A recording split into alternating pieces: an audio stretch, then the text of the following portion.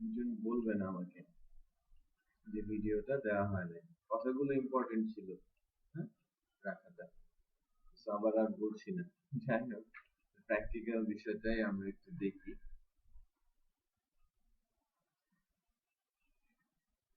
তো আমি HTML এর একটা ফাইল তৈরি করছি ডে 5 এর মধ্যে। HTML ফাইল নিচ্ছি ফার্স্ট।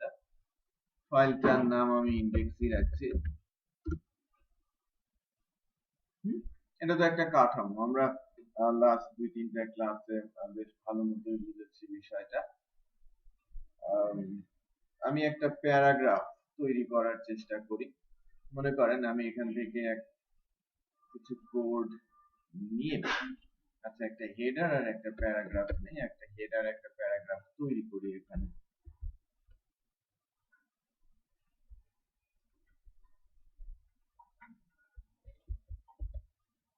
হেডারটার জন্য আমরা যেন কি শিখেছিলাম, H1 থেকে শুরু করে H6 পর্যন্ত দেওয়া যায়। আমি H3 ইউজ করছি এখানে।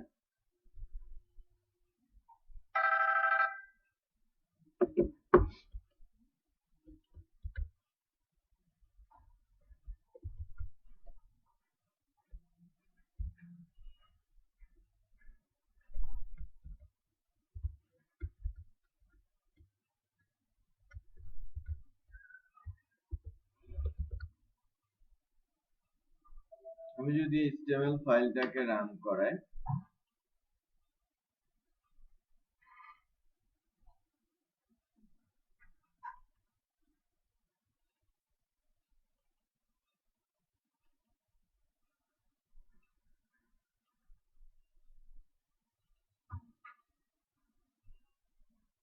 এই যে একটা হেডার একটা প্যারাগ্রাফ এসেছে। প্যারাগ্রাফটাকে আমি একটু বড় করব, কন্টেন্ট কোড আর কি কিছু টেক্সট আরো অ্যাড করে দেই সেখানে।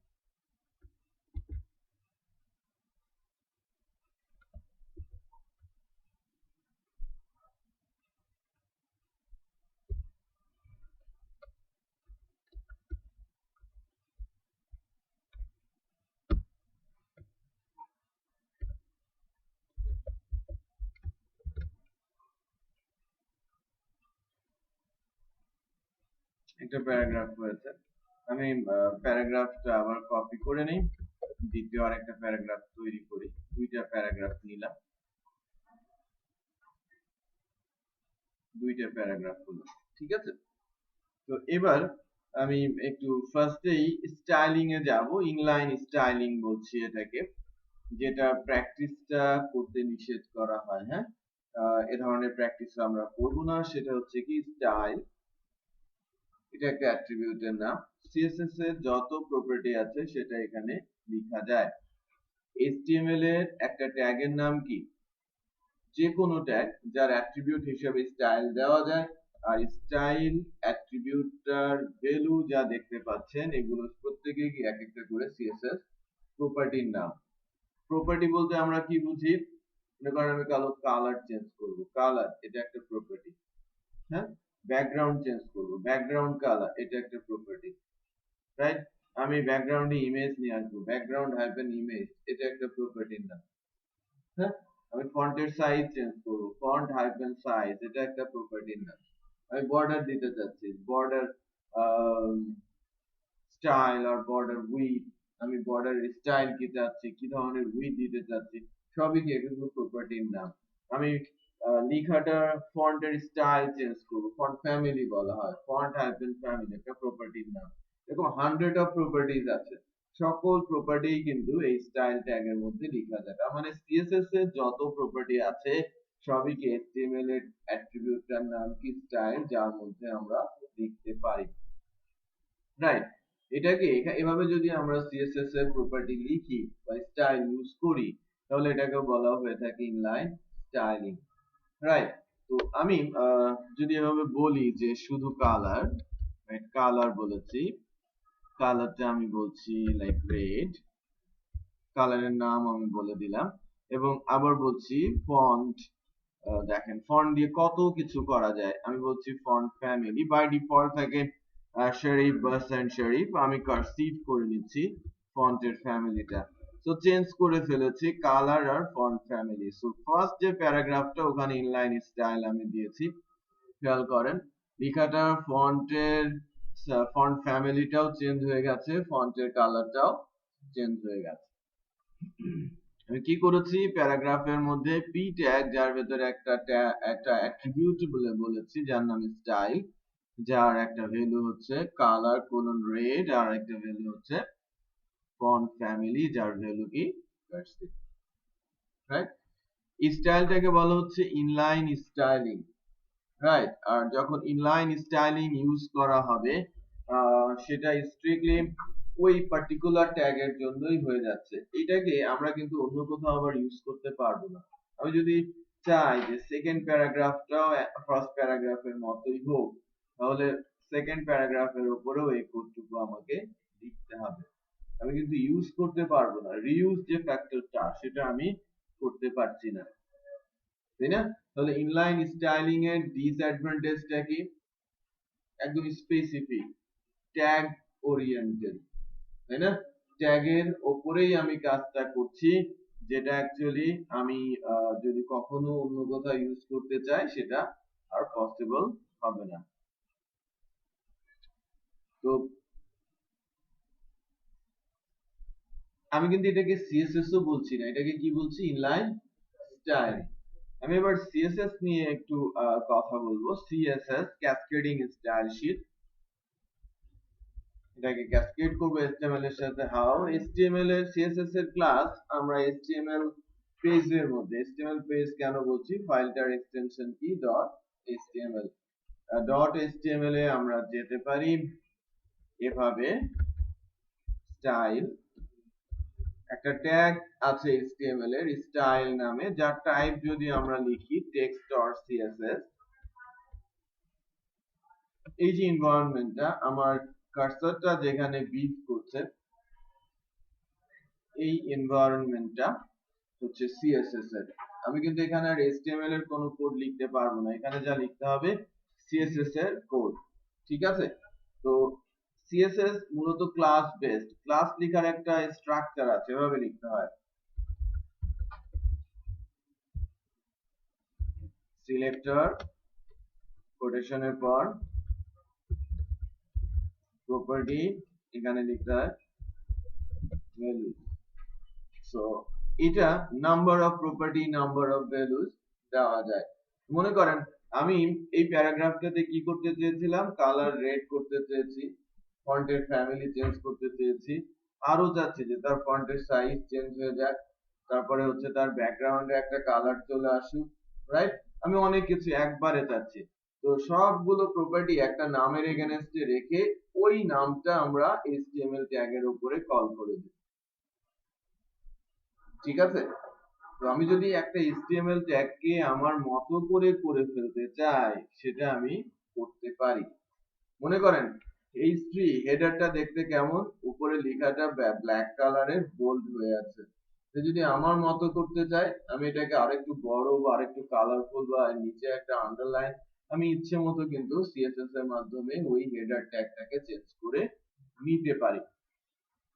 ওকে, সো যতটুকু করেছি এটাকে আমরা বলছি ইনলাইন স্টাইলিং। বাট এটা না করে যদি আমরা CSS স্টাইলে যাই, তো সেই ক্ষেত্রে কেমন হবে সেটা একটু দেখাচ্ছি। আমরা স্টাইলিংটা জাস্ট একবার দেখে নিলাম যে এভাবে লেখা যায়, ট্যাগ ওরিয়েন্টেড। আর এটা হচ্ছে প্রসেসের নাম, যে কিভাবে আমরা একটা ক্লাস লিখবো। সিলেক্টর, এটাকে বলা হয় ক্লাস নেম। প্রপার্টি, যেটা নাম্বার অফ হতে পারে, এবং প্রতিটা প্রপার্টির ভ্যালু কোলনের পরে আমাকে লিখতে হবে। তো আমি এটা একটা এক্সাম্পল আকারে যাচ্ছি। মনে করেন আমি একটা ক্লাসের নাম দিচ্ছি টেস্ট, প্রপার্টি বলছি কালার। দেখেন আমি কালার লেখাতে কি হচ্ছে, COLO লিখতে লেখার শুরুতে চলে আসে কালার, সিলেক্ট হয়ে আছে, এন্টার দিলাম, কালারটা বসেছে, কোলনটাও বসেছে, আমার কিন্তু দিতে হয়নি। এরপর আমি কন্ট্রোল ধরে স্পেস দিচ্ছি, আমার যত কালার আছে সবগুলো কালারের নাম সহ চলে আসছে, আমার যেটা দরকার সেটা আমি নিয়ে নিতে পারি। আবার আমি কিন্তু কালারকে হেক্সাডেসিমাল কোডেও নিতে পারি। তো এখানে দেখেন কালার চুজার বলে একটা বিষয় আছে, যেটা সিলেক্ট হয়ে আছে। আমি যদি এন্টার প্রেস করি, তাহলে একটা পপ আপ চলে আসে যেখান থেকে আমার পছন্দ মতো কালারটা আমি সিলেক্ট করে দিতে পারি। মনে করেন আমি আমার পছন্দ মতো কালার অরেঞ্জ, এটাকে আমি সিলেক্ট করে দিচ্ছি। এখানে যে কোডটা বসলো এই কোডটাকে বলা হচ্ছে হেক্স কোড বা হেক্সাডেসিমাল কালার কোড। তো সেমিকোলন লিখতে হবে প্রতিটা প্রপার্টি ভ্যালুর শেষে।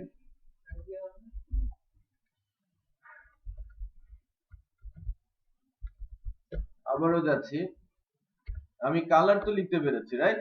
কোলন দিতে পেরেছি। প্রথম দিকে লিখি, দেখেন আমি সি ও পর্যন্ত লিখলেও কালার সিলেক্ট হয়।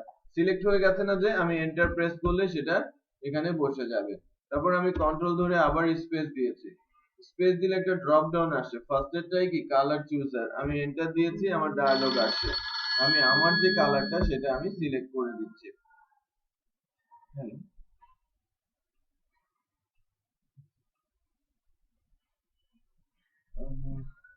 যদি নিচে ওরা একটু বক্স লাগানো, আমি যখন আসি তখন বক্স লাগানোর জন্য প্রিপারেশন নিচ্ছে। সময় লাগবে, উপরে আসতে সময় লাগবে।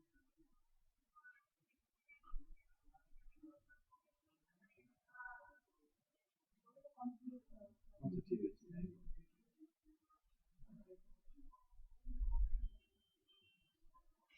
আচ্ছা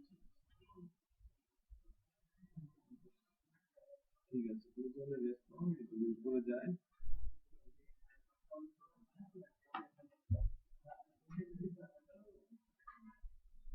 তাহলে ফোনটা রাখো, আমি ফোন দিয়ে দিব।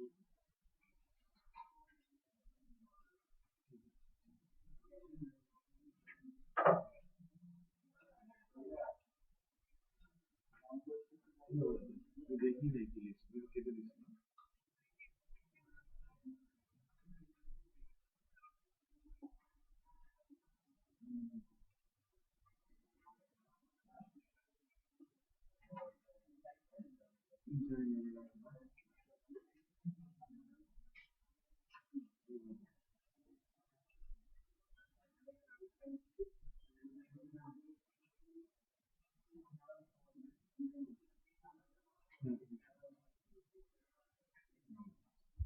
কোনটা কাছে?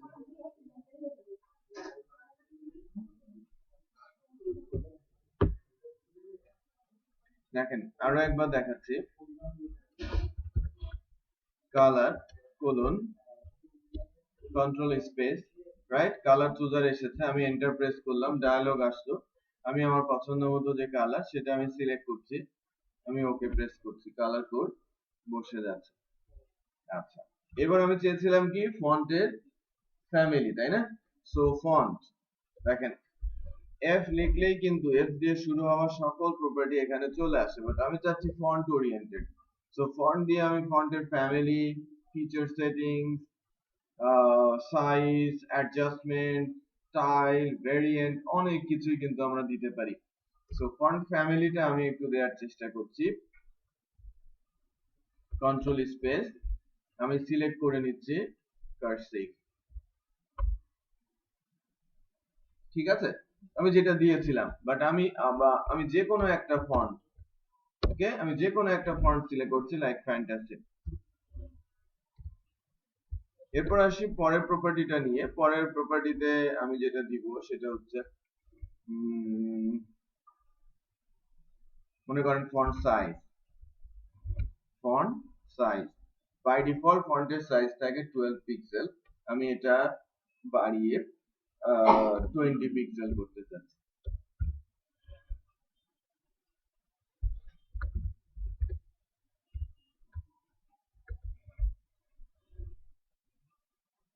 ঠিক আছে, আমি 20 পিক্সেল করতে চাচ্ছি।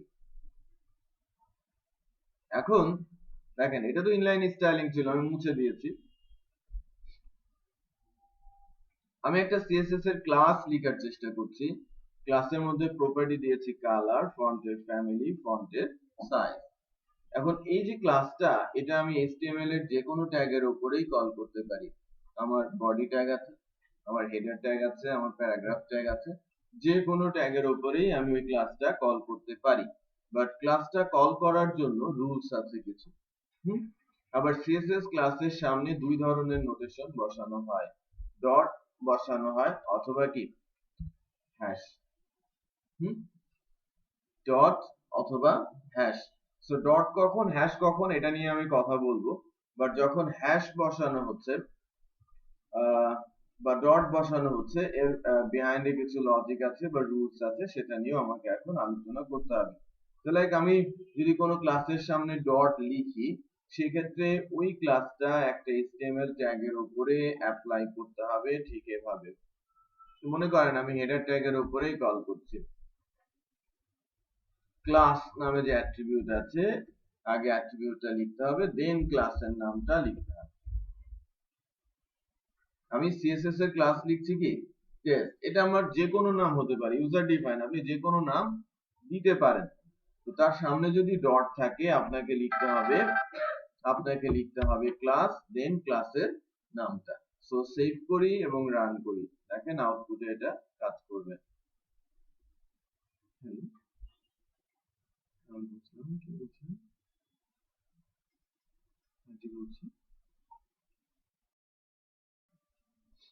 রুলসটা আবারও বলছি, যদি কোনো ক্লাসের সামনে আমরা ডট দেই, এখানে কল করতে হবে সেটা ক্লাস অ্যাট্রিবিউট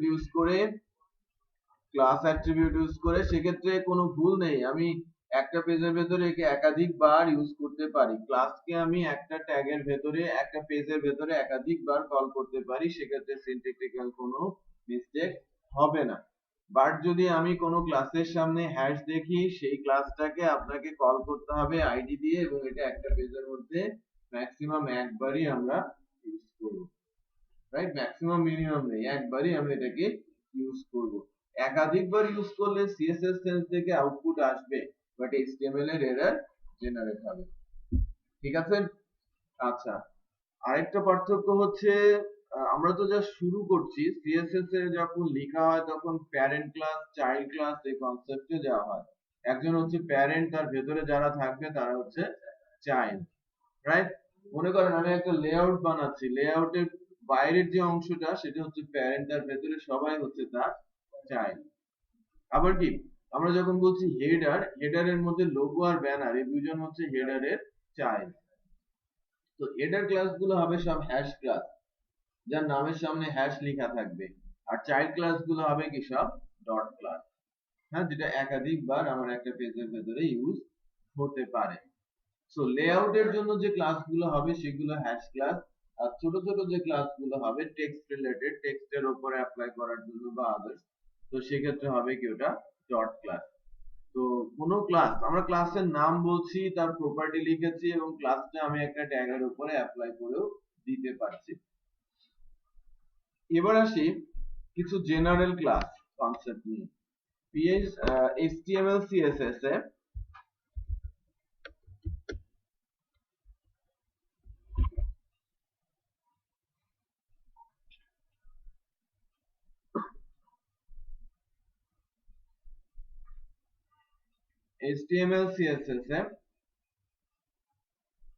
আমি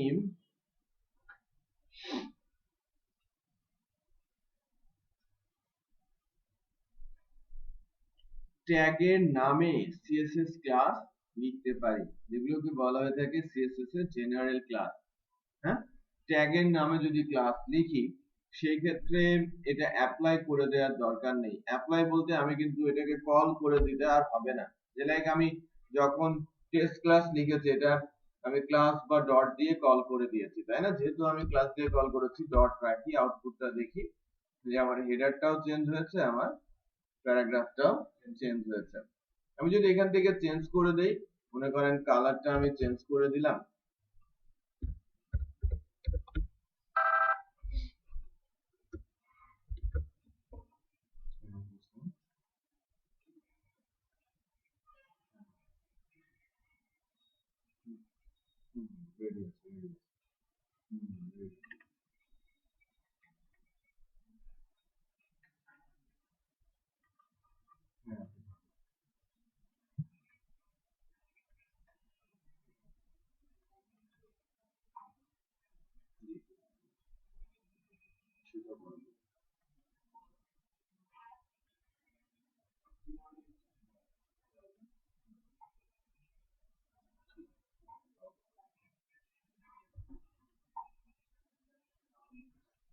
এসএমএস এর আপনাকে এসএমএস এর দাম একটু বলে দিই। আমাদের এই রিসেলিং এর জন্য ইনস্টলেশন ফি আছে, মানে আপনার অ্যাকাউন্ট কেনার জন্য। না না, ইনস্টলেশন ফি লাগবে এবং সাথে আপনার এসএমএস এর চার্জ অনেক কম। ইনস্টলেশন ফি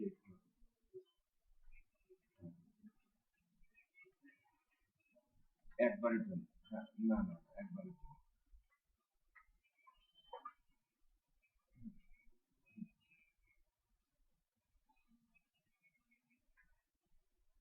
না না, কোনো কিছু না।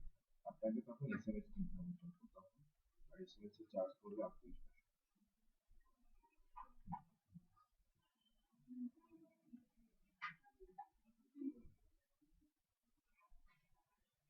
না না,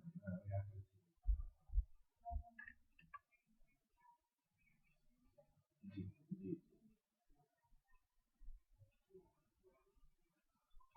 হ্যাঁ হ্যাঁ, আপনি বিজনেস করবেন না সেক্ষেত্রে।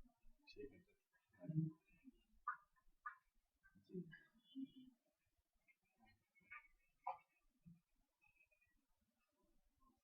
ও, না আপনার কিছু লাগবে না, আমাদের লাগবে, এই জন্যই ফিটা দেওয়া। আমরা সার্ভার মেনটেন করবো। জি জি, ঠিক আছে।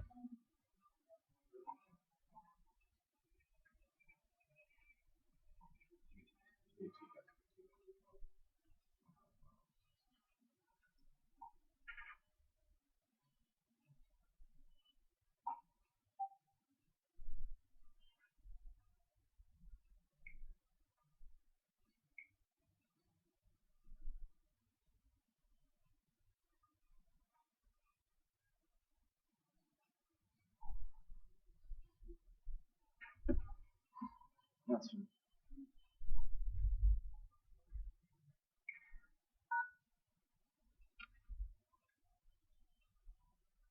দেখেন জেনারেল ক্লাস একটা লিখছি, বডির মধ্যে ব্যাকগ্রাউন্ড কালার দিব আমি। ব্যাকগ্রাউন্ড কালার আমি বলছি কালার চুজার থেকে আমি ব্যাকগ্রাউন্ড কালার ব্ল্যাক সিলেক্ট করে দিচ্ছি। আর আরেকটা কালার, হ্যাঁ আমি জাস্ট ব্যাকগ্রাউন্ড কালারটাই যদি দেই তাহলে আউটপুট দেখি আমার পুরো ব্যাকগ্রাউন্ডটা ব্ল্যাক হয়ে গেল। সেক্ষেত্রে কি আমার কোনো ক্লাস কল করে দেওয়ার প্রয়োজন পড়েছে? নেই। হ্যাঁ, সো এই তিনটা জিনিস বা তিনটা রুলস আমরা একটু প্র্যাকটিস করি সবাই। ক্লাসটা লেখেন এবং সে অনুযায়ী আমরা একটু প্র্যাকটিস করি। হেডার তৈরি করেন, প্যারাগ্রাফ তৈরি করেন, ক্লাস লিখেন, আমার এখানে দেখাই যাচ্ছে, সেটা একটু এক্সিকিউট করেন।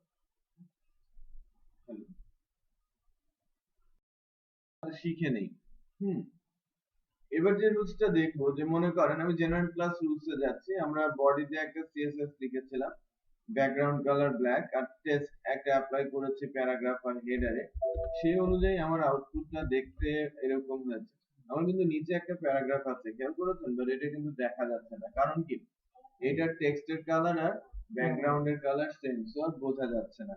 সো আমি যদি এরকম কিছু একটা করি, বডির মধ্যে আমি কালার অ্যাপ্লাই করে দেই, কালারটা বলে যদি হোয়াইট, এই যে কালার চুজার থেকে আমি যদি এটাকে হোয়াইট সিলেক্ট করে দেই, হুম, কালার চুজার থেকে যখন আমি হোয়াইট সিলেক্ট করে দিব তখন আমরা আউটপুট হিসেবে দেখতে পাচ্ছি, তাই না? আউটপুট হিসেবে আমরা এটা দেখতে পাচ্ছি। সো এখানে আরেকটা জিনিস একটু দেখি, যে আমি মনে করেন যে টেস্ট ক্লাসটাকে রিমুভ করে দিয়ে আমি পি নামে ক্লাস লিখলাম, অথবা টেস্ট ক্লাসটা থাক, এটা হেডারের জন্য আমি পি নামে একটা ক্লাস লিখি। পি নামে যদি কোনো ক্লাস লিখি, আমি পি এর উপর থেকে টেস্ট ক্লাসটা তুলে নিচ্ছি, আমার দুইটা প্যারাগ্রাফই টেক্সট কি হোয়াইট। আমি পি নামে একটা ক্লাস লিখতে চাচ্ছি যেটা জেনারেল ক্লাস হবে,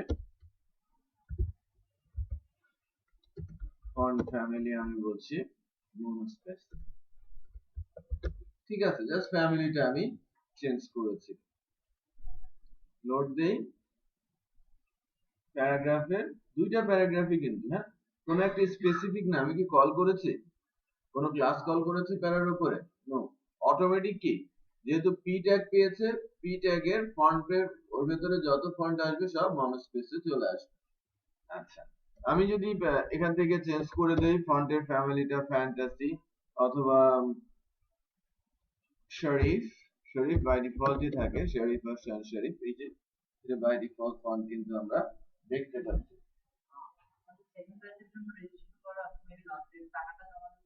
কোন ব্যাচ? কোন সেকেন্ড ব্যাচ?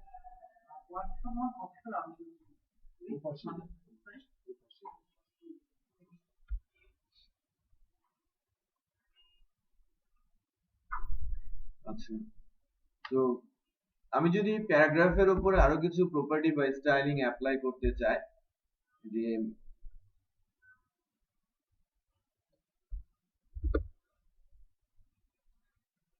ব্যাকগ্রাউন্ড কালার, ওই প্যারাগ্রাফের ব্যাকগ্রাউন্ড কালারটা কি হবে? প্যারাগ্রাফ দুইটার ব্যাকগ্রাউন্ড কালার চেঞ্জ হয়ে গেছে, রাইট? আমার যত প্যারাগ্রাফ থাকবে প্রত্যেকটা প্যারাগ্রাফেরই কি হবে? ব্যাকগ্রাউন্ড কালার চেঞ্জ হয়ে যাবে।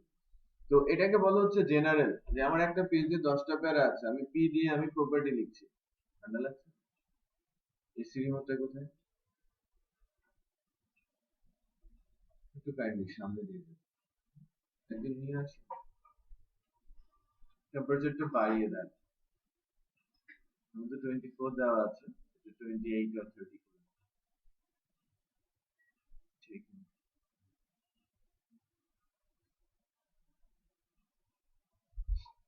ঠিক আছে। তো জেনারেল ক্লাস কখন লেখা হবে? যখন ওভারঅল এর উপর সিএসএস অ্যাটেম্প করা হবে, তখন কি জেনারেল, যে আমার এরকম দরকার, আমি প্যারাগ্রাফের জন্য ক্লাস লিখে রাখলাম, আমার ওয়েবসাইটে যত জায়গায় প্যারাগ্রাফ আছে সবাই দেখতে এরকম হবে, ঠিক আছে? কোনো একটা প্যারাগ্রাফ স্পেশাল হবে, তার জন্য আমি ডট একটা ক্লাস, যে কোনো নাম, টেস্ট ম্যান্ডেটরি না, আমি যে কোনো একটা নাম দিয়ে ক্লাস লিখব। বোঝা যাচ্ছে? প্রতিটা ক্ষেত্রেই সেম। জেনারেল ক্লাসগুলো ট্যাগের নামে হবে, ঠিক আছে? জেনারেল ক্লাসগুলো ট্যাগের নামে হবে, আর যখনই স্পেশাল করতে হবে তখনই ইউজার ডিফাইন। ওকে, আমি জাস্ট রুলস শিখছি কিছুটা।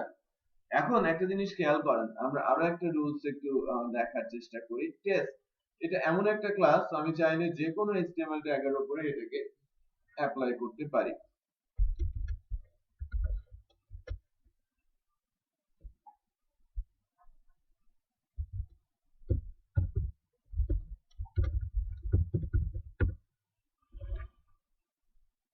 অনলাইন ট্রেনিং, আমি আরেকটা হেডার দিয়েছি, একটু চেক করেন। একটা হেডার হচ্ছে হেডার 3, আরেকটা হেডার হচ্ছে হেডার 1, যার উপরে দেখেন হেডার 3 তে একটা প্রপার্টি দেওয়া আছে, টেস্ট ক্লাসটা অ্যাপ্লাই করা আছে।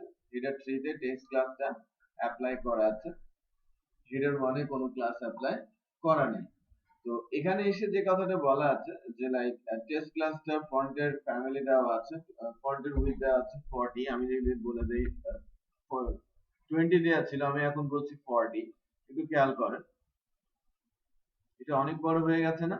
যদিও এটা কি হেডার 3 আর এটা হচ্ছে হেডার 1, নর্মাল সেন্স থেকে কি হেডার 3 টা ছোট হবে হেডার 1 থেকে, বাট আমি সিএসএস দিয়ে কি আমি আমার ইচ্ছে মতো সাইজটাকে করে নিতে পারি। বুঝা যাচ্ছে? আমার হেডার 1 টাতে কোনো প্রপার্টি অ্যাপ্লাই করি নাই আমি, হেডার 1 এ আমার এখন পর্যন্ত কোনো ক্লাস দেয়া হয় নাই, সো সেটা নরমাল ফন্ট সাইজই দেখাচ্ছে। বাট হেডার 3 এর জন্য একটা ক্লাস অ্যাপ্লাই করা হয়েছে টেস্ট, এই টেস্টের colour blue, font family fantasy, আর ফন্টের সাইজ 40 পিক্সেল রাখা হয়েছে। ওকে, এখন যদি আমি টেস্টটাকে মনে করেন এই টেস্ট ক্লাসটাকে আমি হেডার 1 এর জন্য অ্যাপ্লাই করতে চাই, পারবো না? পারবো তো, হ্যাঁ? আমি টেস্ট ক্লাসটা অ্যাপ্লাই করলাম, আউটপুট সিমিলারই হলো।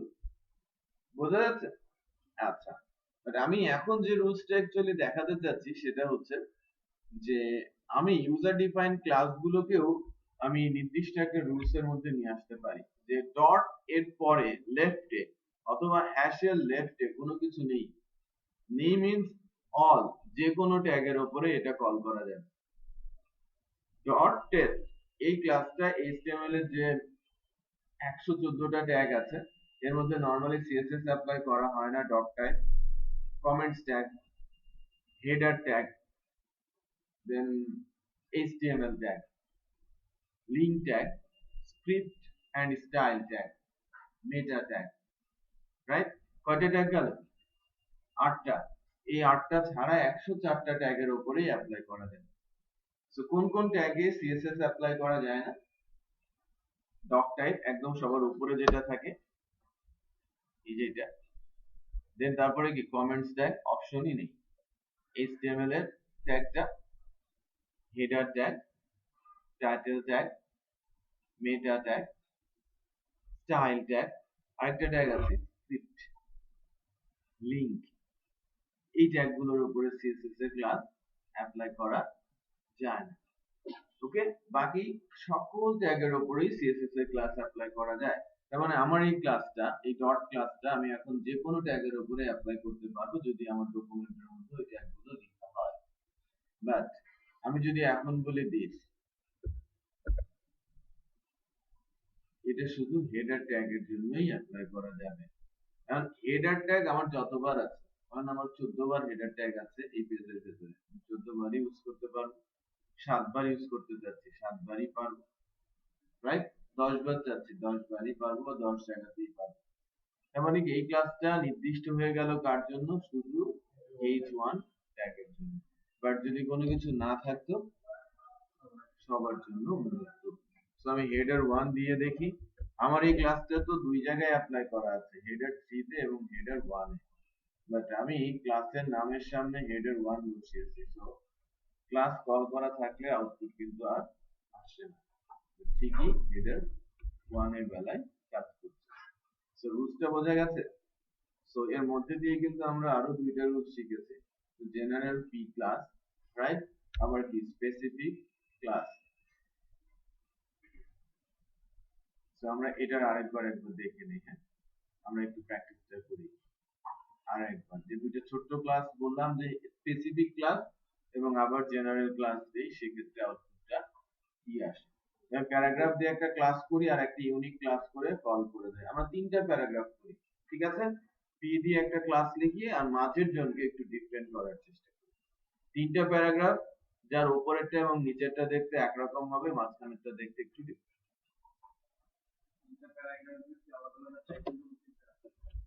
তিনটা আলাদা টাইটেল দেয়।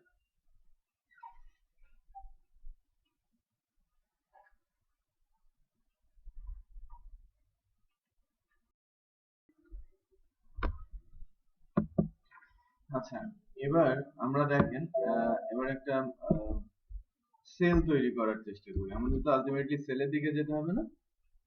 সেল বক্স, একটা ছোট ছোট বক্স যদি তৈরি করতে চাই, বক্স তৈরি করতে চাচ্ছি, একটা ক্লাস নিচ্ছি বক্স 1।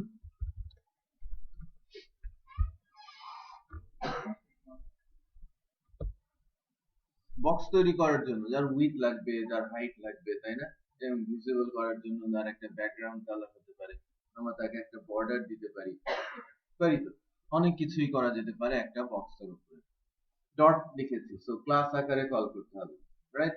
সো আমি প্রথমে একটা উইডথ দিচ্ছি, উইডথ আমি বলছি 200 পিক্সেল, হাইট আমি বলছি 200 পিক্সেল, ব্যাকগ্রাউন্ড কালার আমি তার একটা ব্যাকগ্রাউন্ড কালার দিয়ে দেই, আমি বলছি অল।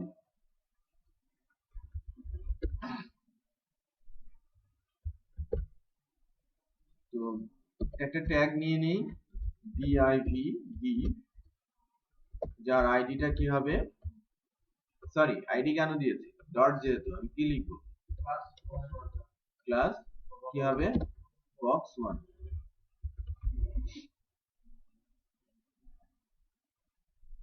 দেখেন নিচের দিকে একটা বক্স চলে আসে, আসে না? যার উইডথটা অ্যাকচুয়ালি 200, হাইটটা 200, ব্যাকগ্রাউন্ড কালার আমি কি দিয়েছি? রাইট? এটা যেহেতু div, দেখেন আমার HTML tag div box1 apply হচ্ছে। একটা বক্স করে ফেলেন সবাই উপরে কোডে।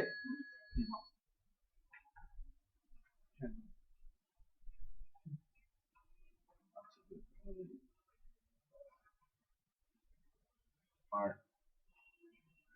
এখন ঠিক আছে, আচ্ছা কানেকশনটা ঠিকঠাক মতো চেক করে নাও, ডাউনলোড দেখে নাও, ডাউনলোড আপলোড স্পিডটাও যে ডেডিকেটেড এটা বলে দাও ওদেরকে। রিফারেন্ট বন্ধু আইপি সেট করে দিতে বলবো, কন্টাক্ট নাম্বারগুলো লিখে নাও, যে কোন নাম্বারে ফোন দিলে ইনস্ট্যান্ট ডেটা স্পিডের বিষয়টা ক্যালকুলেশন জানা যাবে।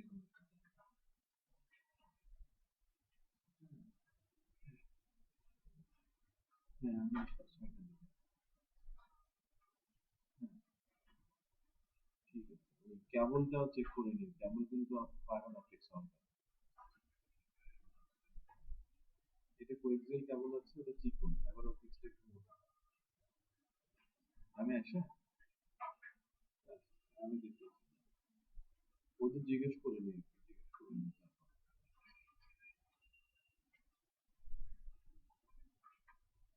ক্যাট 5 মনে হয়, ক্যাট 5 আচ্ছা ঠিক আছে, সমস্যা নেই, ক্যাট 5 ডেডিকেটেড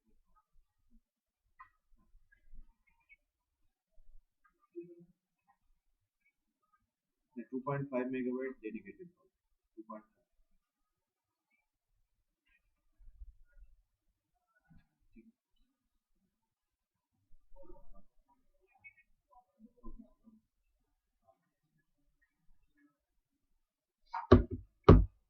হয়েছে, আমি নিচে এই যে কল করা হয়েছে শুধু ক্লাস দিয়ে, দেখেন আমি যদি ডিফটা না রাখি, একটু খেয়াল করে দেখেন, আমি ক্লাসটা নেই নাই, আমি বলছিলাম যে ডিফ ক্লাস সিএসএস ছাড়া কিছুই না, কিছুই না কিন্তু, হ্যাঁ আমি যখন ডিফ লিখছি, অ্যাটলিস্ট আমি যদি কোনো টেক্সট লিখি, এটা ফাঁকাতে টেক্সট লেখা আর ডিভ এর মধ্যে টেক্সট লেখার মধ্যে কোনো পার্থক্য আছে?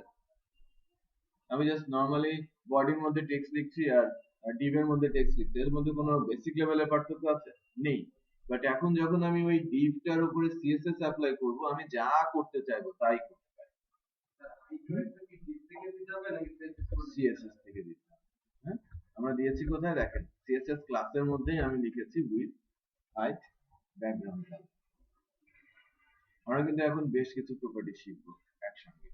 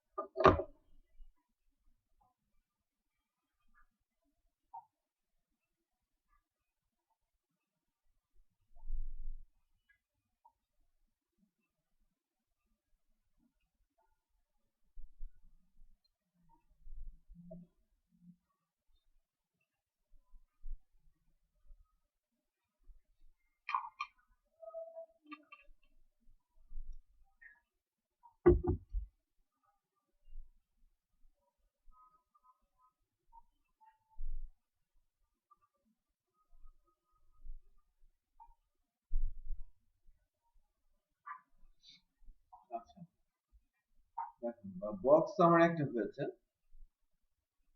বক্সের আমি প্রপার্টি অ্যাড করছি, আমি চারিদিকে বর্ডার দিতে চাচ্ছি,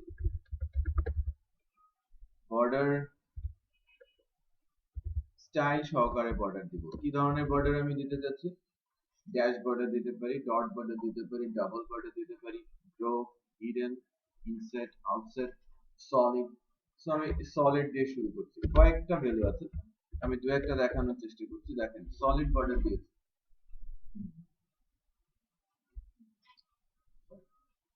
একটা বর্ডার এসেছে না, সলিড একটা বর্ডার এসেছে। বর্ডারের কালারটা কিন্তু হোয়াইট, এই কালারটা বাই ডিফল্ট নিয়েছে টেক্সটের কালার। আমাদের সাইটের টেক্সট কালার, আমার পেজের ভিতরে যে টেক্সট কালারটা আছে সেই টেক্সট কালারটাই কিন্তু আমার বর্ডার কালার হিসেবে চলে আসে।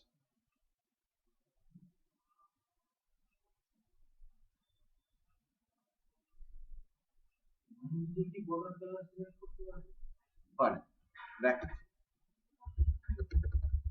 বর্ডার কালার, তাই না, বর্ডার কালার। আমি যা চাচ্ছি একটু ট্রাই করে দেখি না, পেয়ে যাব। হ্যাঁ আপনার যা মাথায় আসে সেটাকে একটু ট্রাই করে দেখতে হবে। তো কালার সেট করে দেই, আমি কালারটা দিতে চাচ্ছি ইয়েলো, বুঝতে পেরেছেন না? এখন এটাও করা সম্ভব, বর্ডার টপ কালার, বাকিগুলো হোয়াইট, টপেরটা কি? তার মানে আমি টপ, রাইট, বটম, লেফট আলাদা আলাদা কালার দিতে পারি। বুঝতে যাচ্ছে?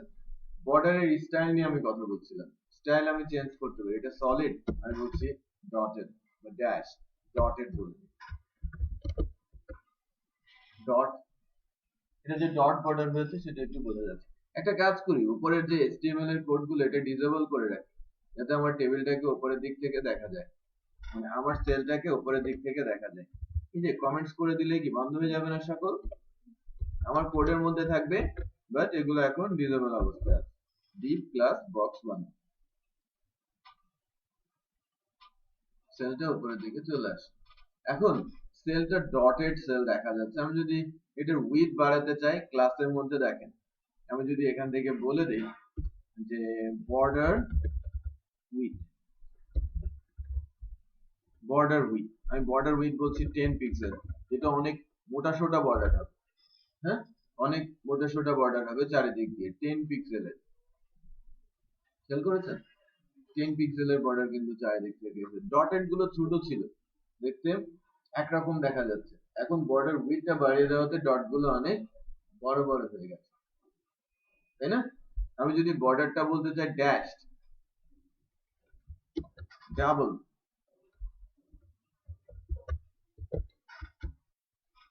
বর্ডার, যাচ্ছি না? বর্ডারটা কিন্তু ডাবল হয়ে যাচ্ছে। সো আমি বর্ডারের স্টাইল চেঞ্জ করতে পারি, বর্ডারের কালার আমি চেঞ্জ করতে পারি, বর্ডারের উইডথ আমি চেঞ্জ করতে পারি। ঠিক আছে? এখন যদি বলি যে বর্ডারের চারিদিকে 4 ধরনের উইডথ আছে, পারা যাবে। Border top width, border right width, border bottom width, border possible. মানে প্রত্যেকেরই আলাদা আলাদা বর্ডার স্টাইল আছে।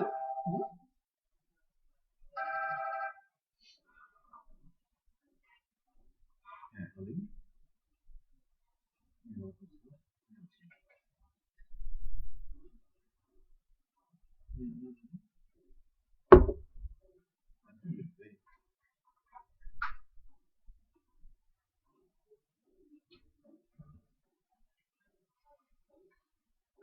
ওটা দরকার নেই, তাই না?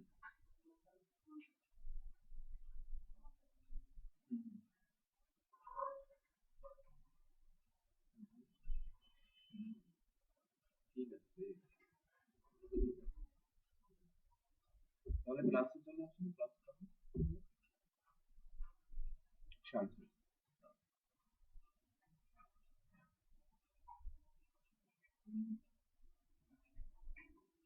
আচ্ছা, আগে চলে যাবেন।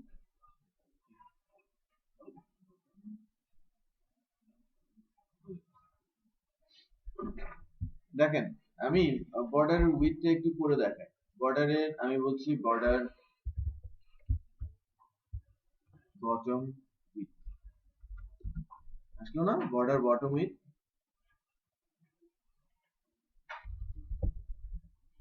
উপরের গুলোতে 1 পিক্সেল করে আছে, নিচে বর্ডার বটমে কি 10 পিক্সেল। এটা যদি আমি আরো বাড়াই, মনে করেন আমি এটাকে 50 পিক্সেল করে দিচ্ছি,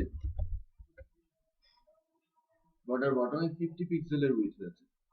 এখন বর্ডার স্টাইলটা ডাবলের জায়গায় যদি আমি বলি, দেখেন আউটসেট একটু ডিফারেন্ট, এটাকে আমি বর্ডার স্টাইল আউটসেট, বর্ডার উইডথটা আমি চারিদিকে 20 পিক্সেলে রাখছি, একটু ফ্রেমের মতো তৈরি করি। এটা নোটিশ বোর্ড, তাই না? এটা উপরের দিকে থাকে না নোটিশ বোর্ডের লেখাগুলো এরকম করে, যে আমি বর্ডারটা 20 পিক্সেল করে দিয়েছি, এবং বলেছি কি বর্ডার উইথ 20 পিক্সেল, চারিদিকে সমান 20 পিক্সেলের উইথ কিন্তু আমরা দেখতে পাচ্ছি। কালারটা দিয়েছি, স্টাইলটা কি দিয়েছি আউটসেট। আমি যদি কালারটা দেই ইনসেট, কালারটা ইনসেট বললে কালারটা কোথায় হয়েছে? বর্ডার স্টাইল ইনসেট আর বর্ডার উইথ 20 পিক্সেল, এটা ইনসেট। আর আউটসেট, আউটসেটটা তো নোটিশ বোর্ড স্টাইলে দেখায়। আর ইনসেট,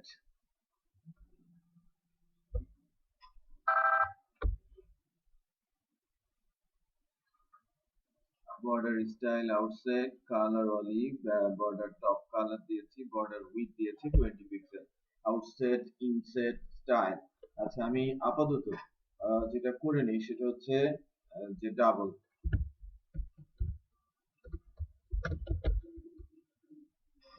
এটা দেখেন আমি যখন ডাবল বর্ডার ফ্রেমে যাচ্ছি এটা একটা ফ্রেমের মতো মনে হচ্ছে এখন, তাই না?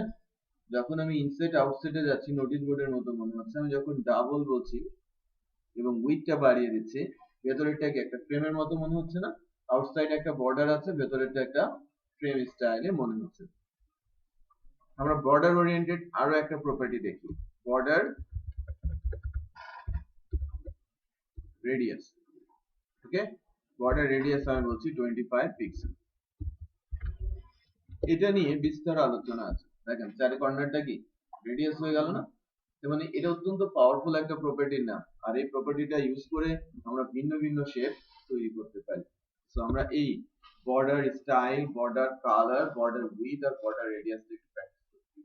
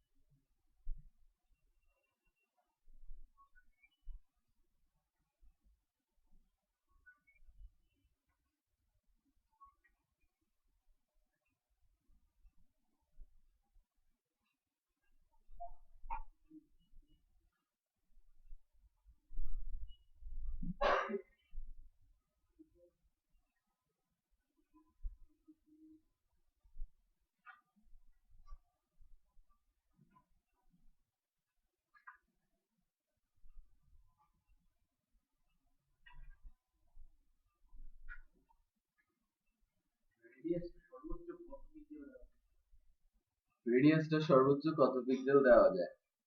আমার এটা যদি স্কোয়ার শেপ হয়, রাইট, আমি রেডিয়াস উইথের চেয়ে বেশি যদি দিয়ে দেন এবং ওটা হাইটটা আর উইথটা যদি সেম হয়, সেক্ষেত্রে আপনি 200 এর উপরে গেলে এটা সার্কেল হয়ে যাবে, তারপর থেকে আর কোনো ইফেক্ট হবে না।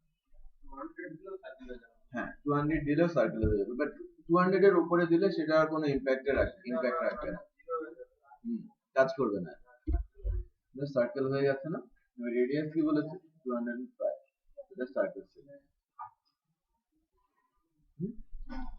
আমার যদি এটা স্কোয়ার শেপ হয়, উইথ এবং height same, with height different হলে কিন্তু হবে না, উইথ হাইট সেম এবং রেডিয়াসটাও কি উইথ এর সমান, তখন কি হয়ে যাবে? ওই সেলটা সার্কেল হয়ে যাবে। ঠিক আছে, আমরা আগে সার্কেলটা, বা এটা তো দেখতেই পাচ্ছি, এটা আমরা একটা বানিয়ে ফেলি একটা সার্কেলের মতো করে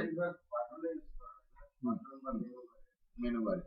তো আমরা এটা সার্কেলটা একটু বানাই, তারপরে প্র্যাকটিসটা করব যে আমি কিভাবে হাফ সার্কেল বানাতে পারি, আপনাদের থেকে করি।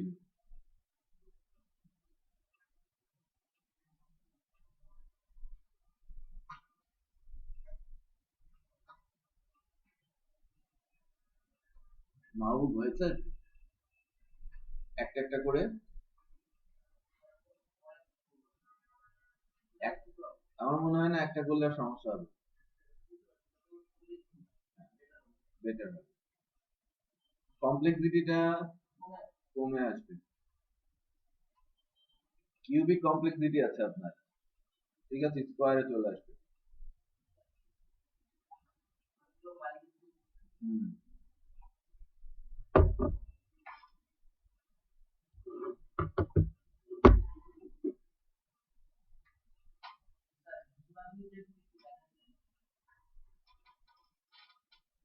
ডিবাগিং নেটবিনস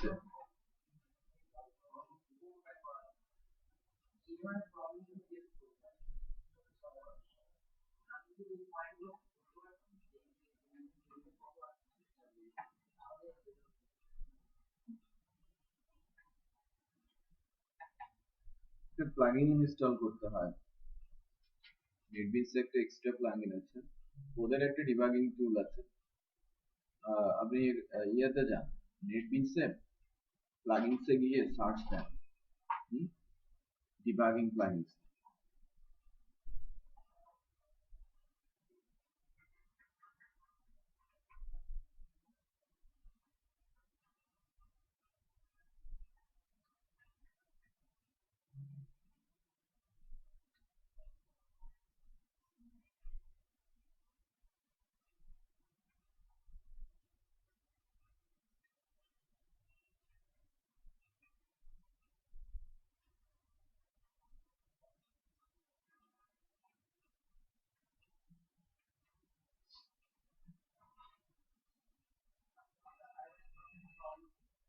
কি প্রবলেম? অ্যালেক্স,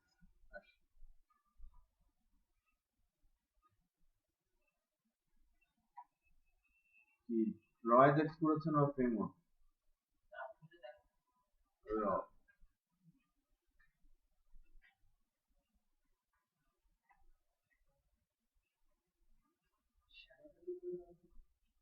শ্যাডো, শ্যাডো দিতে শিখবো। বক্স শ্যাডো নামে একটা প্রপার্টি আছে, যার ভ্যালু চেঞ্জ করে করে আমরা হরেক রকমের শ্যাডো ইউজ করতে শিখবো। সার্কেল করা গেছে? আচ্ছা, সার্কেল তো আমি করে দিয়েছি, এটা হাফ সার্কেল বানান। হাফ সার্কেলের জন্য আমি রুলস বলে দেই যে 4টা ভ্যালু কিন্তু আছে। আমি এটাকে আমার মতো করে একবার দেখাই, তারপরে আপনারা কিন্তু হাফ সার্কেল করতেই পারবেন। আমি হয়তো পুরোটা বলবো না। এখানে 4টা ভ্যালু লেখা যায়। আমি যদি রেডিয়াস বলি 25,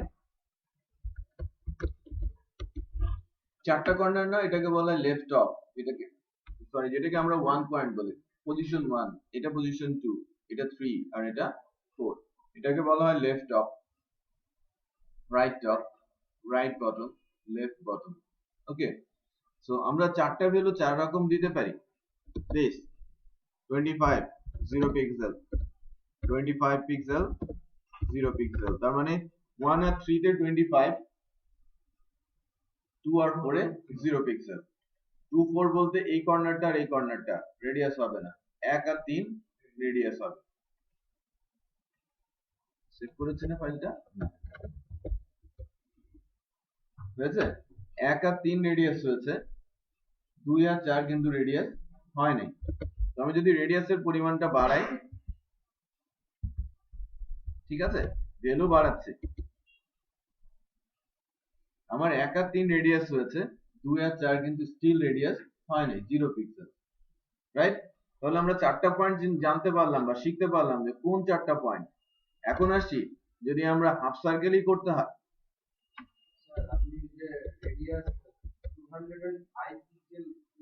200 এর উপরে গেলেই এটা 200ই কনভার্ট হবে। হ্যাঁ, এখন হাফ সার্কেলের বেলায় কি করতে হবে? আমি যদি লেফট পোরশনে হাফ সার্কেল করতে চাই, তাহলে কি 1 আর 3 2 আর 3 জিরোতে থাকবে, 1 আর 4 পূর্ণাঙ্গ সার্কেল হবে। তারপরেও মানে অর্ধেকটা বলে দিয়েছি, আরো কিছু বিষয় আছে হাফ সার্কেল বানানোর জন্য। তো আমরা হাফ সার্কেলটা করার চেষ্টা করি।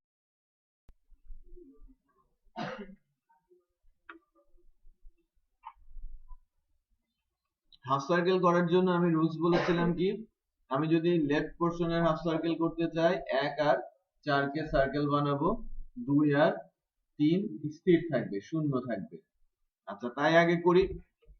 1 কে করেছি 205, 2 0 3 0 আর 4 আবার 205 পিক্সেল হলো। এরকম হলো, এরকম অনেকেই করতে পেরেছেন, রাইট? রুলস অ্যাপ্লাই করে করেছেন, এরকম হয়ে গেছে, বাট হাফ সার্কেল কিন্তু হয় নাই। হাফ সার্কেল হওয়ার জন্য অর্ধেক, হাফ সার্কেল উইথটা কি অর্ধেক হয়ে যাওয়ার কথা না? আমি হাফ সার্কেল এই জন্যই বারবার উচ্চারণ করে বলছিলাম, হ্যাঁ, হিন্টস দিচ্ছিলাম যে ওই জায়গায় চেঞ্জ করতে হবে। Half circle. পরের পার্টটা করতে হলে ওই পাশেরটা, দ্যাট মিন্স যে পোরশনটা চলে গেল, ওই পোরশনটা করতে গেলে 1 আর 4 কি বন্ধ রেখে 2 আর 3 কে ফুল সার্কেল করতে হবে, আর উইথটা ভাগ করে দিতে হবে। এখন দেখেন আমি দুইটা সেল বানাচ্ছি,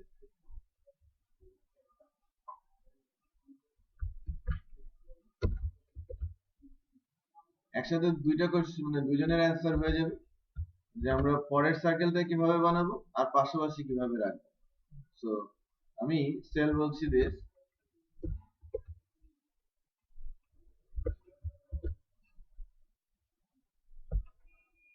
আমি জাস্ট ক্লাসের নাম চেঞ্জ করেছি, আদারওয়াইজ সবই সেম আছে। নিচে নিচে আসছে না, নিচে নিচে আসে। এখন পাশাপাশি নেওয়ার জন্য একটা ছোট্ট প্রপার্টি আছে যার নাম কি ফ্লোট। ফ্লোট, ফ্লোটিং পয়েন্ট শুরু হয় অলওয়েজ লেফট থেকে, লেফট টপ কর্নার থেকে, এবং আমি যতক্ষণ পর্যন্ত ফ্লোট দিতে থাকবো তারা পাশাপাশি বসতে থাকবে। কতক্ষণ পাশাপাশি বসবে? যতক্ষণ পর্যন্ত উইথটা কভার না হয়। মনে করেন আমার উইথটা 100%, আমি 10টা সেল মিলে 100% করেছি, রাইট? আমি সবাইকে 10% করে করে দিচ্ছি, 10 জন পাশাপাশি বসবে। সানগ্লাস আছে, আচ্ছা। তো আমি যদি 10টা সেল পাশাপাশি বসাই যার পার্সেন্টেজ 10, রাইট, বসবে। বাট আমি যদি 11% করে 10টা সেল বসাতে চাই, পারবো? কয়টা বসবে? 9টা। দশম সেলটা কি বসার জায়গা পাবে? 100% কি ক্রস করে যাবে না? এখন দেখেন এটা তো গেল পার্সেন্টেজে। এখন যদি আমি ফিক্সড উইথ ক্যালকুলেট করি, আমার জানা নেই উইথটা কত। এই কারণে যখন আমরা ওই ফ্লোটিং পয়েন্ট ধরে আগাই বা পাশাপাশি সেল বসানোর কনসেপ্টে যায় বা ফ্লুইড লেআউটের কনসেপ্ট আসে, আমরা যখন সিএসএস দিয়ে কোনো লেআউট করি ফিক্স করি না। টেবিল দিয়ে লেআউট গুলো হয় কি ফিক্স, নির্দিষ্ট উইথের। আর সিএসএস এর মাধ্যমে যে লেআউট গুলো হয় ডিপ দিয়ে, সেগুলো উইথ মূলত ফ্লুইড থাকে। ফ্লুইড বলতে আমার স্ক্রিন যে রেজুলেশনটাই আছে সেই রেজুলেশনেই আমার অ্যাডজাস্টমেন্টটা হবে। আমার যদি স্ক্রিনটা থাকে হচ্ছে 1360 এ, তাহলে 100% বলতে 1360, রাইট, যে রেজুলেশন সেই অনুযায়ী সে সেট করে নেবে। ফেসবুক যে স্ক্রিনেই খুলি না কেন, যে রেজুলেশনেই খুলি না কেন, ফুল পেজই তো দেখায়। Gmail, Yahoo male full page দেখায় না, ফুল স্ক্রিন। এগুলো সব বলা হয় কি ফ্লুইড লেআউট। আবার কিছু ওয়েবসাইট আছে যেগুলো খুললে আপনার স্ক্রিন রেজুলেশনের সাথে সাথে কি মাঝখানে হয়তো ছোট্ট করে দেখাচ্ছে, লাইক আপনি বাংলাদেশে একটা ওয়েবসাইট আছে সামারিন ব্লগ, অনেক জনপ্রিয়, বাট এটা ফিক্সড উইথ। ফিক্সড উইথ কেন? ফিক্সড উইথ বাধ্য হয়ে করতে হয়েছে তাকে, কারণ তার ব্যাকগ্রাউন্ড ইমেজ আছে, অবজেক্ট ইমেজ আছে। ইমেজ কিন্তু টেনে টেনে বড় করলে কি দেখতে খারাপ দেখা যাবে না? তাকে তো ফিক্সডই রাখতে হবে। আর আমরা যে সাইট গুলোর নাম বলছি, ফেসবুক অথবা ইয়াহু অথবা কি জিমেল, এখানে তো কোনো ইমেজ নেই। সো আমার লেআউট উইথ ফ্লেক্সিবল হলেও কোনো কিছু যে আসবে না। সো ম্যাক্সিমাম প্রফেশনাল ওয়েবসাইটে কি ফ্লুইড পার্সেন্টেজ লেআউট ইউজ করা হয়ে থাকে, আর পাশাপাশি বসানোর জন্য ইউজ করা হয় ফ্লোট। সো আমি যদি আমার দুইটা সেলকেই ফ্লোট বলি, যার ভ্যালু অ্যাকচুয়ালি লেফট, আমরা লেফট থেকে ক্যালকুলেট করতে করতে আসবো। এটা ফ্লোট লেফট, একটু খেয়াল করেন উপরেরটাতে ফ্লোট লেফট দেওয়াতে দুইটা এক জায়গায় চলে যাবে, মনে হচ্ছে যেন দুইটা একটা সেল, বাট এখানে কিন্তু দুইটা সেল আছে, একটা পেছনে একটা তার উপরে। পরের জনকে যখন আমি বলবো ফ্লোট লেফট, ফ্লোট যার ভ্যালু কি লেফট,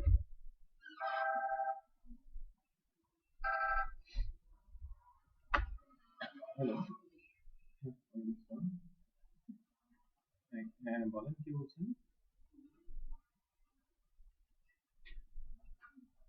রাইটের পর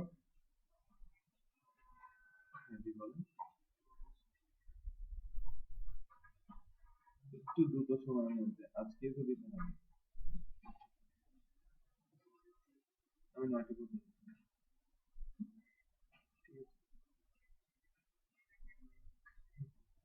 ঠিক আছে, ওকে ওকে, ঠিক আছে।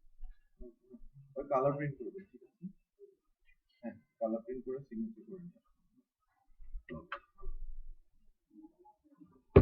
সেল তো পাশাপাশি আসছে না, আমি এরকম কতটা সেল বসাতে পারি যতক্ষণ না পর্যন্ত আমার উইথটা শেষ হচ্ছে, রাইট? এখন এটা তো উল্টে দিতে হবে, তাই না? আমি ওই পোর্শনে নিয়ে যেতে চাচ্ছি, দেখেন এটাকে উল্টিয়ে দিতে চাচ্ছি। তো আমার এখানে ছিল কি 1 আর 4, আমি চাচ্ছি 205 205, প্রথমটা এটা কত হবে? 0, এটা কত হবে? 0,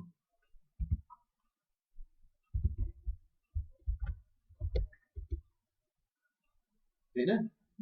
এদের একটু কেমন যেন মনে হচ্ছে না? আমরা গ্যাপ তৈরি করি পাশাপাশি, মাঝামাঝি একটা গ্যাপ তৈরি করি, দুইজনের মাঝে গ্যাপ করার জন্য একটা প্রপার্টি আছে, মার্জিন সরিয়ে দেওয়ার জন্য। মার্জিন কি রাইট, আমি বলছি মার্জিন রাইট 5 পিক্সেল, দুজনের মাঝে 5 পিক্সেলের একটা গ্যাপ তৈরি হয়েছে, বুঝা যাচ্ছে? দুজনের মাঝে এখন 5 পিক্সেলের একটা গ্যাপ দেখা যাচ্ছে। এখন 100 পিক্সেল তো আছেই। হ্যাঁ, বর্ডার উইথ, বর্ডারটা আমি লাইক 5 পিক্সেল করে দিচ্ছি,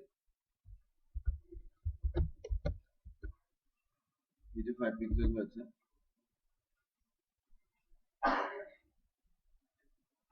পুরোপুরি বোঝার জন্য 5 পিক্সেল হয়েছে, খেয়াল করেন হাফ অফ পোর্শন এখানে, হাফ অফ পোর্শন এখানে, দুইটা কিন্তু ডিফারেন্ট সেল, দুইটা সেল মিলেই কিন্তু আমার একটা সার্কেলের মতো হয়েছে, যার মাঝে একটা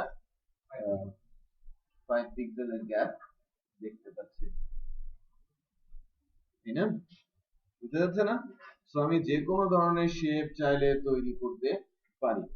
একটা শেপ আছে যাকে বলা হয় আরএসএস, এটা এরকম হয়,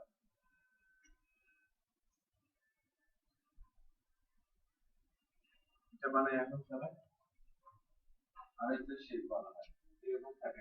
আমাদের এগুলো দেওয়ার দরকার নেই, আজকাল ডিসপ্লেটা আসলে কি বর্ডার এটা দরকার নেই। হ্যাঁ, মার্জিন আমরা এরকম একটা শেপ বানাই, কালারটা দিয়ে দেই অরেঞ্জ, হ্যাঁ, কারণ ওই আরএসএস এর কালার কি অ্যাকচুয়ালি অরেঞ্জ, আর ওটার উপরে আমি গ্রেডিয়েন্ট অ্যাপ্লাই করব, তখন যে লাইক একদম ডার্ক অরেঞ্জ থেকে হালকা অরেঞ্জের দিকে চলে যাচ্ছে। সো আমরা এই শেপটা তৈরি করি, তারপর এর উপরে আমরা গ্রেডিয়েন্ট অ্যাপ্লাই করতে শিখব, গ্রেডিয়েন্ট যেটাকে বলছি। হ্যাঁ, আমরা কালার, আমরা কি আগে যেটা করা হতো যে বাটন তৈরি করার জন্য ফটোশপের হেল্প নিতে হতো, কালারফুল বাটনের জন্য গ্রেডিয়েন্ট অ্যাপ্লাই করা হতো না, গ্রেডিয়েন্ট ইমেজ ফরম্যাট, হ্যাঁ ওইটা ইমেজ আকারে করতে হতো। এখন আমরা সিএসএস দিয়ে গ্রেডিয়েন্ট কালার তৈরি করতে পারি, গ্রেডিয়েন্ট কালার আমরা তৈরি করতে পারি। সো গ্রেডিয়েন্ট দিতে শিখবো আমরা। তো আপনারা এই শেপটা তৈরি করেন, নিচের শেপটা,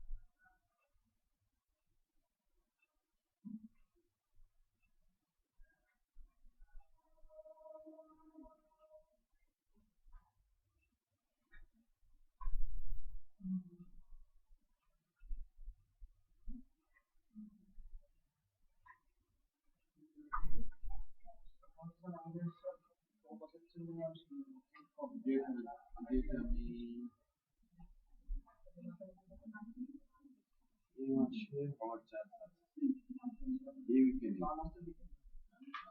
এই উইকেন্ডে পরের উইকে, পরের উইকে হয়তো সোমবার নাগাদ,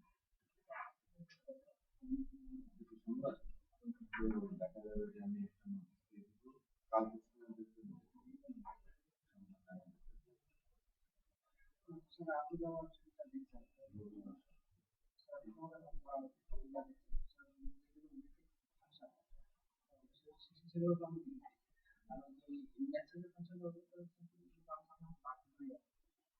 একদিন কাজ করে যদি একদিন জানতে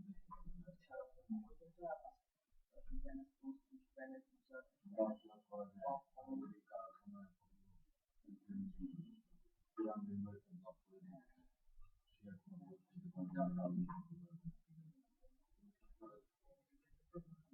পোস্ট দিবেন, ছুটি দেবো, আগে তুমি যখন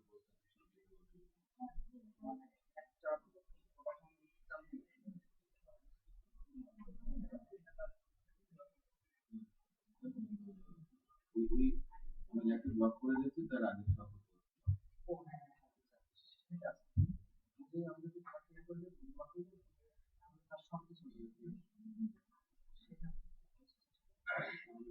আরো ঘাটাঘাটি করে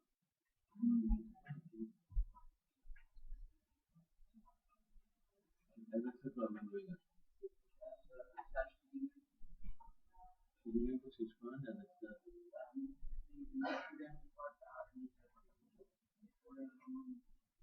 তারপরে পুরোটা কম।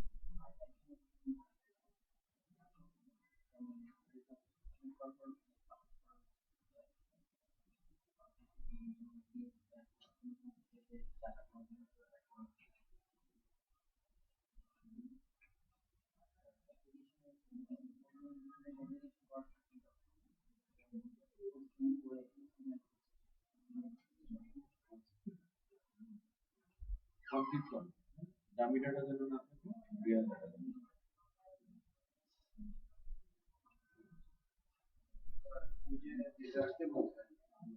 কেন্দ্রবিন্দু থেকে হাইট আর ওয়াইড থেকে সেম, মানে ওয়াইড একটু কমাই দিতে same same height with same.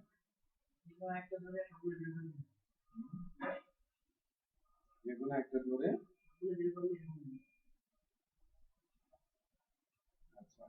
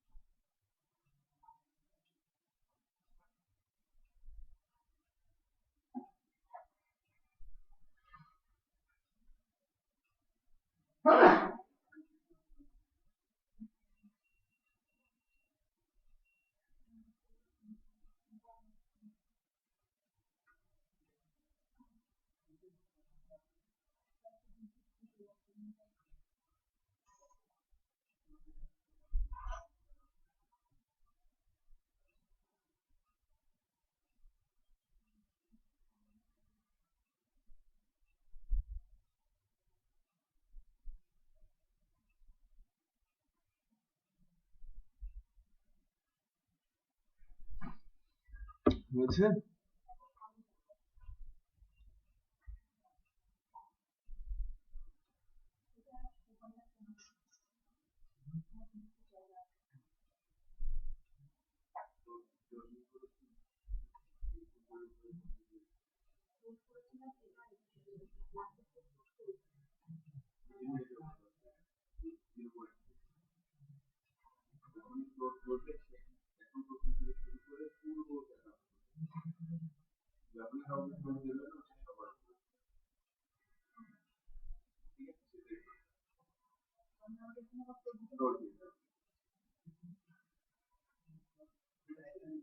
ওই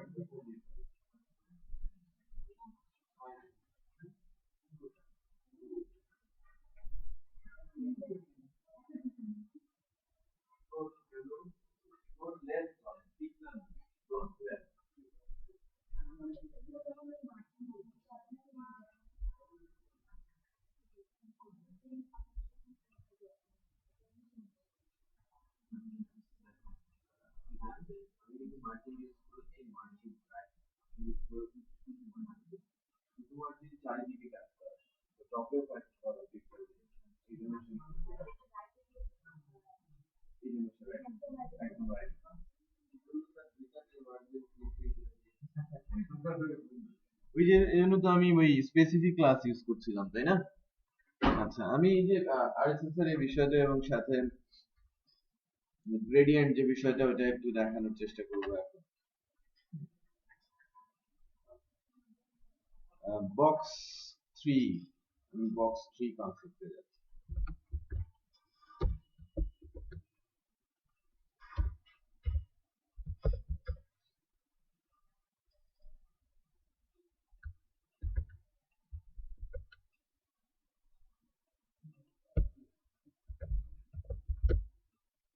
আমি এটাকে কই গেল, margin margin margin margin right, আমি বলছি মার্জিন রাইটে যাবে 5 পিক্সেল না 50 পিক্সেল মার্জিন করে দিচ্ছি, রাইট 50 পিক্সেল মার্জিন করে দিচ্ছি।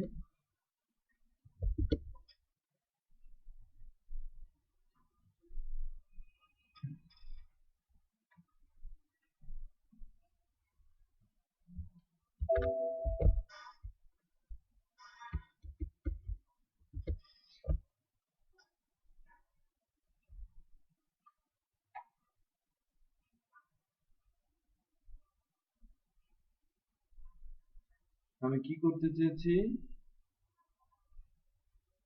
আমি আমি যা করতে চেয়েছি সেটা হচ্ছে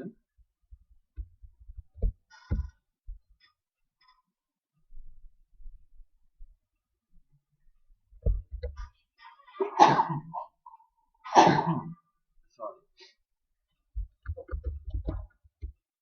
দেখেন আমি এটা বানাতে বলেছিলাম, তাই না? আমি এরকম একটা কিছু বানাতে বলেছি।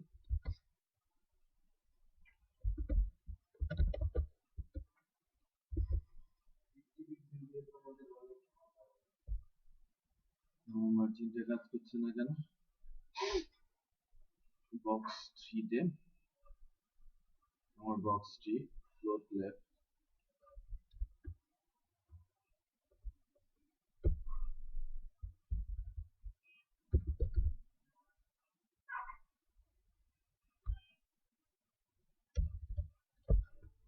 আচ্ছা মার্জিনটা দিব এখানে, মার্জিন রাইট, আমি বলছি 50 পিক্সেল পাশের জন থেকে, হ্যাঁ নিজেকে সরিয়ে নিব না, পাশের জন থেকে, এর থেকে আমি 50 পিক্সেল বলেছি, হ্যাঁ একটু পাশে সরে গেল। আমি এরকম একটা কিছু বানাতে বলেছিলাম হোয়াইট বোর্ডে যেটা এঁকেছি। এখন একটু খেয়াল করে দেখেন কি করেছি, এখানে কি হয়েছে 0.10, রাইট, 2টাতে 100% রেডিয়াস, 3 আর 4 আবার কি 0, সো আমি যে শেপটা চাচ্ছি সেটা পেয়ে গেছি। এবার এটাকে আমি গ্রেডিয়েন্ট কালার অ্যাপ্লাই করব। সো গ্রেডিয়েন্টের জন্য একটা ফাংশন আছে,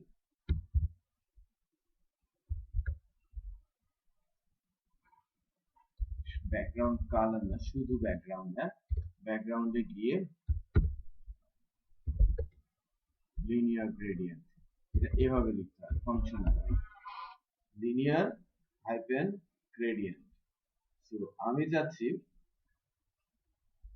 নিচ থেকে উপরের দিকে, to top, to top, bottom থেকে টপের দিকে কালারটা হবে অরেঞ্জ। অরেঞ্জের পাশাপাশি কালার গুলোকে কি কি বলে, কি যেন কালার আছে, একটু দেখে আসি।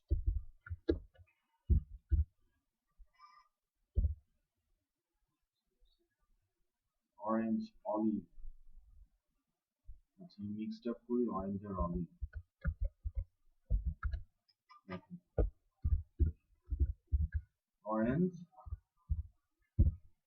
অলিভ। সো একদম নিচের কালারটা হবে কি অরেঞ্জ, তারপরেরটা কি হবে অলিভ, মিক্স করে ফেলবে। অরেঞ্জের সাথে অলিভ মিক্সড হয়েছে, তো গ্রেডিয়েন্ট অপশন চলে আসে। ঠিক আছে, সো আমি যে কোনো ধরনের কালার, যে কোনো দিক থেকে to bottom to right to left, আমি যে কোনো ধরনের গ্রেডিয়েন্ট কালার অ্যাপ্লাই করতে পারি।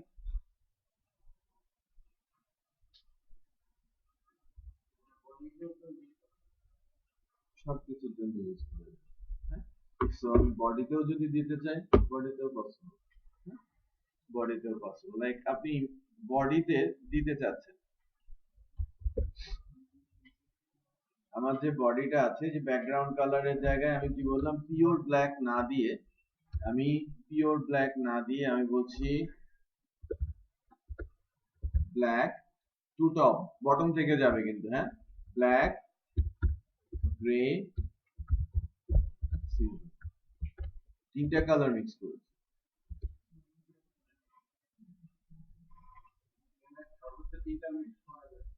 না, আরো অনেক বেশি মিক্স করতে পারে, বাট এটা তিনবার আসার কারণ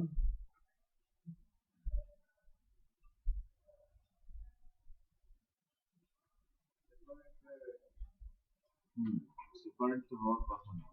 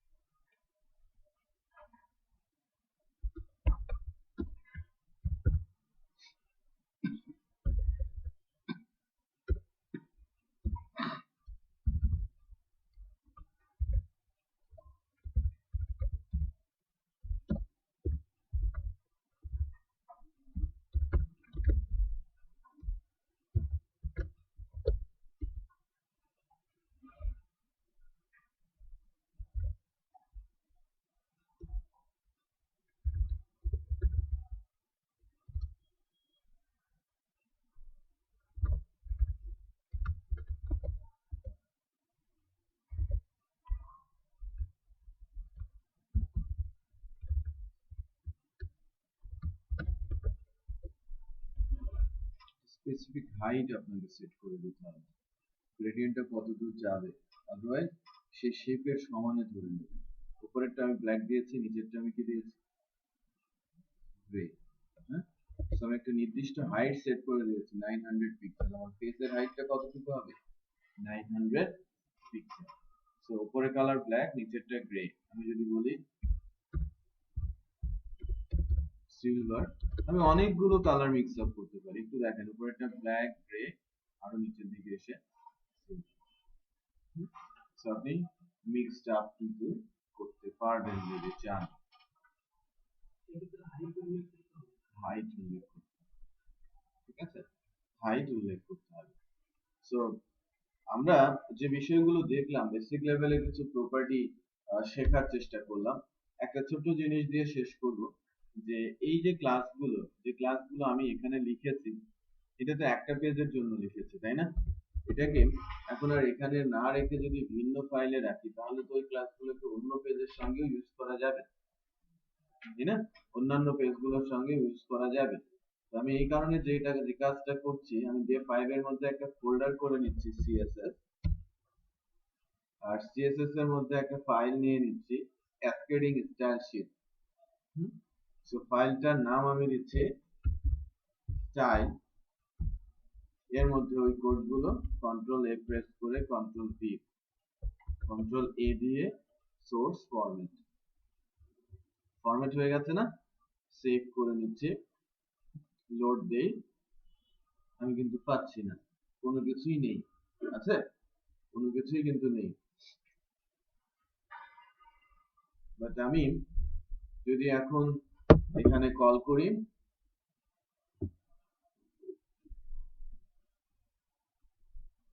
আমি সিএসএস টা যদি কল করে দেই,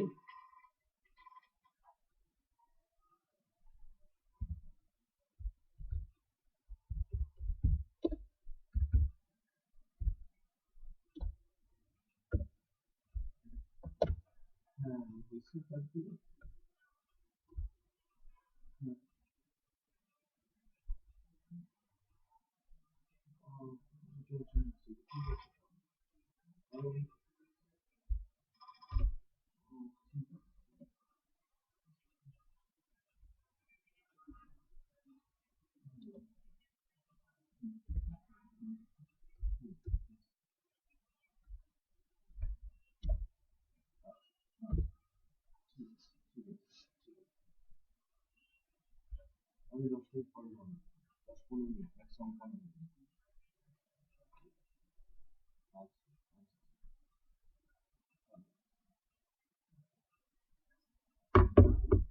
দেখেন, আমি এবার যে কাজটা করার চেষ্টা করছি, আমার সিএসএস গুলো চলে গেছে সিএসএস ফোল্ডারে স্টাইল ফাইলের মধ্যে। সো এখন এই এইচটিএমএল ফাইলের সঙ্গে সিএসএস ফাইলের একটা রিলেশন এস্টাবলিশ করতে হবে, রাইট? লিংক তৈরি করতে হবে। লিংক তৈরি করার জন্য আমরা যেটা করব, প্রথমে লিখেছি লিংক, তার সঙ্গে টাইপ অফ ফাইল কি, টেক্সট সিএসএস, এরপরে রেফারেন্স, আমার ফাইলটা কোথায় আছে, ইমেজের জন্য যেভাবে দিয়েছিলাম হাইপারলিংক রেফারেন্স কোথায় আছে, কন্ট্রোল স্পেস দিয়ে সিএসএস ফোল্ডার, তারপরে ফাইলটার নাম কি, স্টাইল সিএসএস, এরপরে বলতে হবে রিলেশন, রিলেশনটা কি, স্টাইল, ওকে, দেন ক্লোজ। সো এই পাথটা কিন্তু অ্যাবসলিউট হতে হবে, আদারওয়াইজ আমি পাবো না। পাথটা অ্যাবসলিউট হতে হবে। সো আমি লোড দেই, আবার করছি। সো এখন সিএসএস গুলো আছে কিন্তু ডিফারেন্ট একটা ফাইল, আর এইচটিএমএল টার মধ্যে কিন্তু কোনো সিএসএস লেখা নেই, শুধু সিএসএস এর কলিং আছে। সো আমি ওই যে ফাইলটা, যেটা স্টাইল ফাইল তৈরি করলাম, মনে করেন আমি এমন কিছু ক্লাস তৈরি করে রেখেছি যার মাধ্যমে লেআউট হবে, ওয়েব পেজের অন্যান্য আদার সব কিছু হবে, সবার সঙ্গে লিংক করে করে আমি কিন্তু এটাকে খুব সহজেই ইউজ করতে পারবো, রাইট? সো নেক্সট ক্লাসে আমরা লেআউটিং, দ্যাট মিন্স সিএসএস এর মাধ্যমে ওয়েব পেজ ক্রিয়েট করার স্ট্রাকচারটা শিখবো। বাট আজকে যেটা আলোচনা হলো সেটা হচ্ছে যে সিএসএস এর সঙ্গে পরিচিতি, কিভাবে ক্লাস লিখতে হয়, কিভাবে কল করতে হয়, আর কিছু বেসিক লেভেল প্রপার্টির সঙ্গে পরিচয়, রাইট? সো যাতে জড়তাটা কেটে যায়, যে আমরা সিএসএস ক্লাস লিখতে পারি কিছুটা, এবং সেটা কলও করতে পারি, এবং ইম্পর্টেন্ট কিছু প্রপার্টি আমরা জানি বেসিক লেভেলের। নেক্সট ক্লাসে ফোকাস করব মোর এন্ড মোর প্রপার্টিজ দেখতে, এবং সাথে সাথে লেআউট তৈরি করা শিখতে। ওকে, সো একটা পেন ড্রাইভ দেবেন আমাকে,